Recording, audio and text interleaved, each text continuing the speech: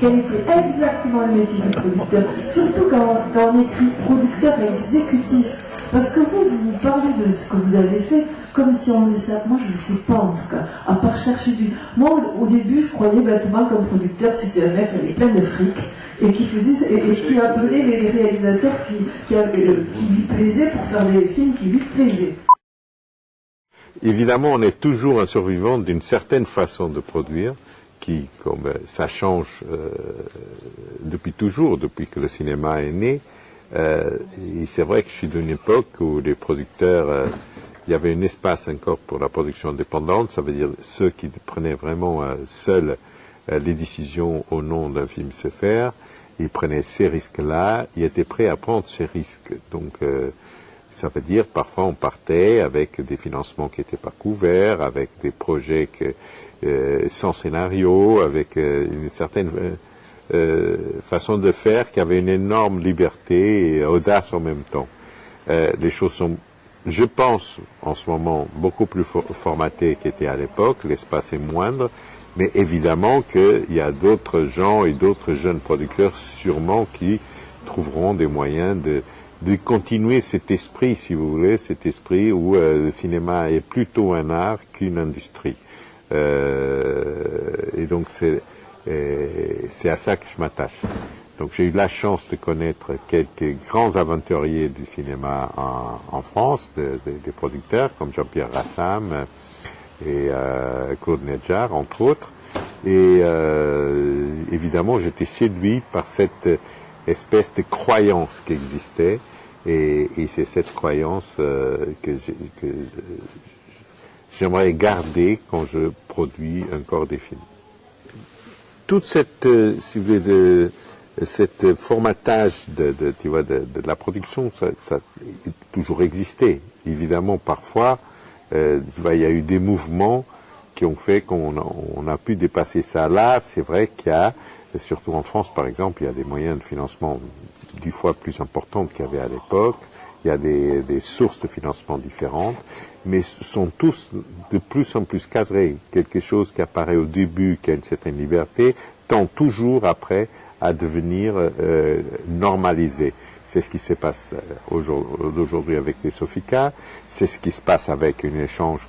Si tu veux, il y a quand même beaucoup de changements dans la politique de Canal+ maintenant, qui est moins, si tu veux, porté sur des films un peu la diversité qu'on dit chez Canal, ça n'existe pratiquement plus. La diversité pour eux, c'est au niveau des budgets des films, pas de la qualité elle-même. Et donc tout ça, ça nous fait, si tu veux, repenser un peu comment produire et comment, à l'intérieur de ce système toujours très figé maintenant, comment pouvoir garder notre liberté. Évidemment, ça existait toujours, mais moi je me sentais plus accompagné, évidemment, il y a 30-40 ans, par d'autres producteurs qui existaient aussi et qui avaient un peu ma même ligne que moi, que maintenant. Au jour d'aujourd'hui, ils savent quand j'apporte un projet parce qu'il y a quelque chose d'original dans le projet, normalement. Et donc, ça les effraie. Et donc, c'est exactement le contraire. Et bon, c'est normal. Moi, j'ai dit l'autre jour chez Canal, et c'est vrai, j'ai dit, vous savez, j'ai produit avant que vous existiez, j'espère produire après que vous disparaissez. Donc, il faut jamais avoir des certitudes dans ce métier. Un jour qu'on pense qu'on a des certitudes, il y a quelque chose le terrain nous disparaît. Et donc, il faut être toujours prêt pour les surprises, pour réinventer. C'est le côté artisanal, c'est ça qui m'intéresse. C'est garder cette espèce encore de côté d'un artisan qui est encore disponible pour des surprises et pour trouver d'autres moyens de fabrication. Et c'est là que c'est comme ça que j'essaye de garder mon esprit de producteur. On n'est pas producteur, la production c'est quelque chose qui, évidemment il y a de plus en plus en ce moment des écoles de production, des choses comme ça. 2 secondes, je peux couper?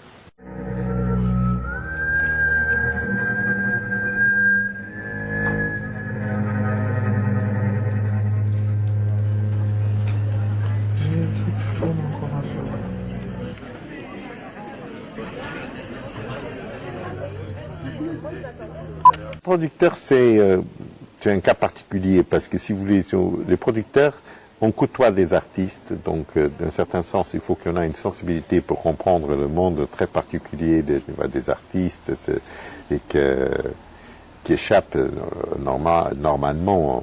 Tu vois, les vrais metteurs en scène sont ceux qui échappent un peu à notre sensibilité habituelle du jour à jour. Si vous voulez. Donc il faut comprendre ça, il faut être un passeur entre eux, tu vas transformer leur désir en réalité, ça veut dire en adaptant leur discours au discours des financiers. Ça veut dire être une espèce d'un passeur.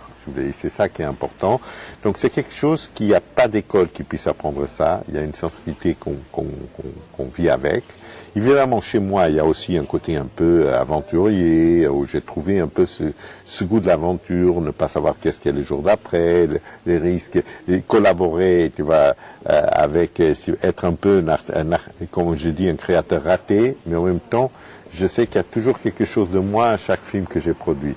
Donc, et ça, c'est des choses si vous voulez, on peut pas transmettre. Si vous voulez, c'est le vécu de chacun. Chaque jour, je peux vous dire, je ne sais pas. Je vous garantis, je ne sais pas. J'essaye. Et chaque fois, c'est même des films que parfois, des projets que j'ai eus et que heureusement qu'ils sont tournés, que je pensais que ce serait très facile d'avoir des financements, j'ai complètement échoué. Il y a d'autres que je pense, oh là là, celui, ça va être difficile. J'ai réussi à trouver la formule et le moyen de faire que la production s'est passée très bien. Donc on ne sait pas. Et comme je racontais l'autre jour, un pouvoir d'un producteur est total et en même temps, il n'existe pas.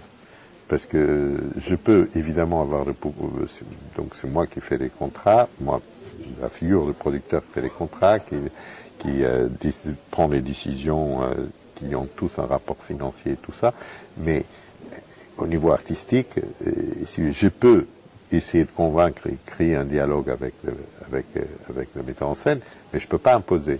Donc je suis toujours, on veut ou non, il y a un jeu de cache-cache, un jeu de couple qui existe toujours entre producteur et metteur en scène. Quand vous avez une relation une relation de confiance avec un metteur en scène, vous pouvez suggérer, et ça m'est arrivé plusieurs fois, de pouvoir convaincre le metteur en scène à céder sur un certain nombre de choses quand le montage est presque terminé. Très souvent, même en disant à un moment ou l'autre qu'on pourrait avoir 2 versions. Donc, pas une du producteur, tout ça, mais une pour une exploitation immédiate, tu vois, et une après que ça serait de Director's Cut. Et jamais ils ont voulu utiliser cette possibilité, parce qu'à la fin, on s'est mis tous d'accord. L'expérience d'exploitant et distributeur, évidemment, ça m'apporte parce que je sais aussi après, parce que pour moi, faire un film, un produit, c'est pas seulement le faire, c'est après lui donner une visibilité. Et donc, c'est cette expérience que j'ai eue d'abord à Paris, et maintenant je continue au Portugal, et distribuer mes propres films, si vous voulez, ça aussi, c'est une casquette qui est un complément, mais pour moi très intéressante, et ça va dans ce côté artisanal où j'envisage ma profession. Ça veut dire, c'est non seulement faire les films, mais s'en occuper d'eux après, si tu veux. Donc, pouvoir les sortir en salle, pouvoir les vendre à l'international, pouvoir tout ça. Et donc, ça, c'est un complément. De cette belle aventure, si vivante et si